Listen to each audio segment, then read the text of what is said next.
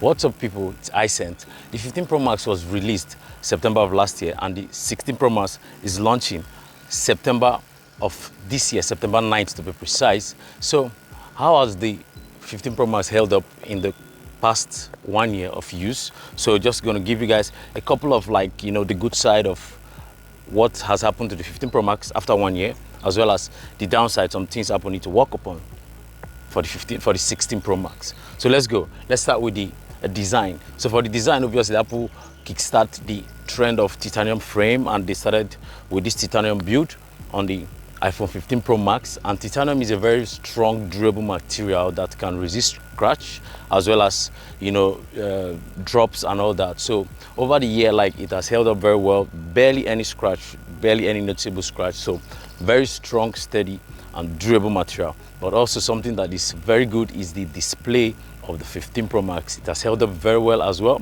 So the 15 Pro Max displays 2000 nits of brightness. It can get very bright outside, as well as the colors are very good. And come on, it's AMOLED display, so what do you expect from that? So outside the display, some other good stuff again on the 15 Pro Max that held up very well is the cameras on the 15 Pro Max. The cameras is very, very good and very reliable. Something about cameras is how consistent it can be. So the 15 Pro Max is a very reliable and consistent camera. In every kind of scene you can shoot, at least you have hope of getting some kind of good shot. Although it has a downside, which I'll get to later on in this video. So also let's talk about the battery life. Come on, they've been championing a very good battery since the iPhone 13 Pro Max, and this trend continues. Very super battery life you get, and there's barely any degradation since 1 year that I've been using this phone. So it retains 99% capacity according to what Apple is showing us on the display. So 99%. So the battery is very good. The battery can easily last you throughout the day and a little bit to the next day, depends on if you're a heavy or a casual user. So how about the performance? This is the 15 Pro Max came with A15 Pro, and the A15 Pro is a very consistent and very reliable performer. It can handle any tasks you throw on it, very fast and very, very strong and capable processor. Any kind of games, videos, graphics, it will handle it like a champ. So that brings us now to the not so good part of the 15 Pro Max. I'll also start again with that same processor, A17 Pro. So the A17 Pro, while being a very powerful and very good chip, it also gets very hot, and unfortunately Apple does not put a vapor chamber on their phones. So the 15 Pro Max this year got very hot.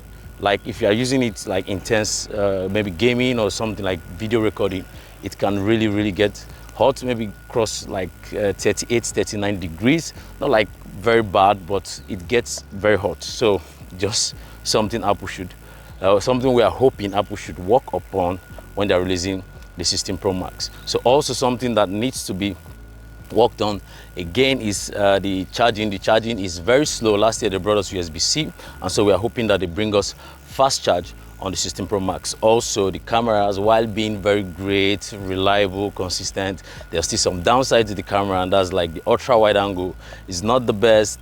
It's not the best in the game. They need to work on the ultra wide angle, and also we're hoping an improvement to the 5x periscope lens, which Apple just introduced for the first time with the 15 Pro Max. Hopefully we can get some of all these improvements with the 16 Pro Max. This is like a wish list of what we're expecting Apple to do. So great phone, and I recommend anybody that wants to buy it, since it will drop in price as the 16 Pro Max is releasing. So there's nothing to worry about. All the complaints that I'm telling you about are just some things that are not like a deal breaker, but just something that's there for Apple to fix. So that's it on a quick one. So I'll see you on the launch of the 16 Pro Max, which obviously I will do a review and a comparison with other phones. So until next time, I'm out of here.